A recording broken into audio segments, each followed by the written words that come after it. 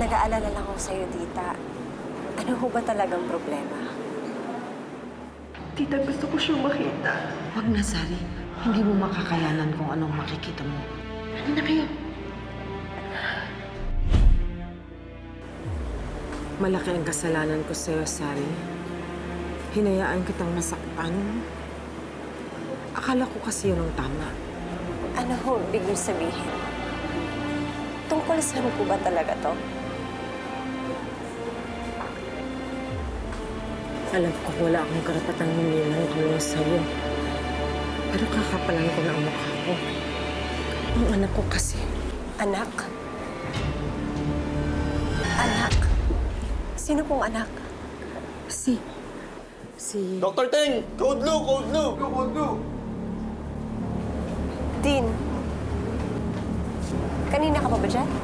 Kakarating ko lang. Eh, mukhang seryoso yung pinag-usapan niyo sa May sinasabi lang si Tita Judy sa akin.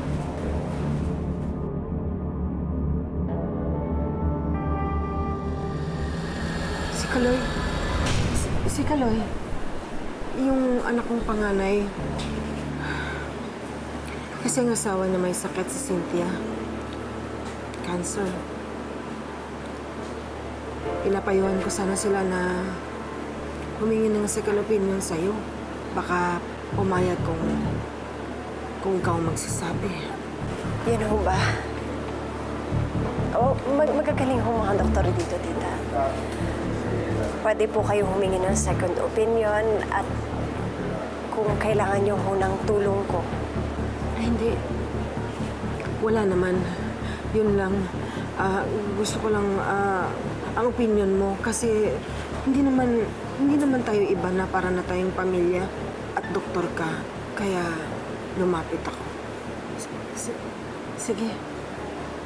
Sige.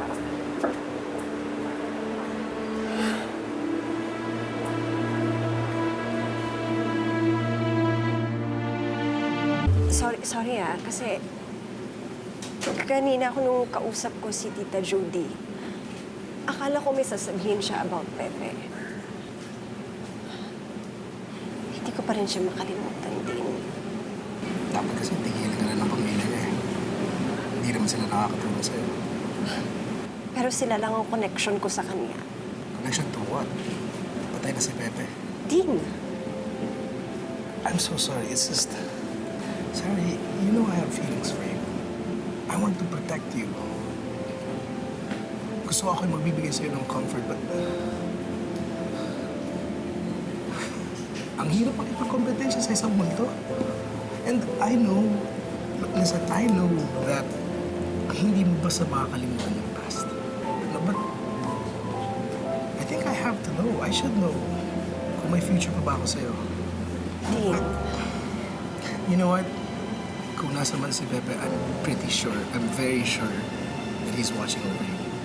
I'm even more sure na gugustuhin niya to para sa'yo.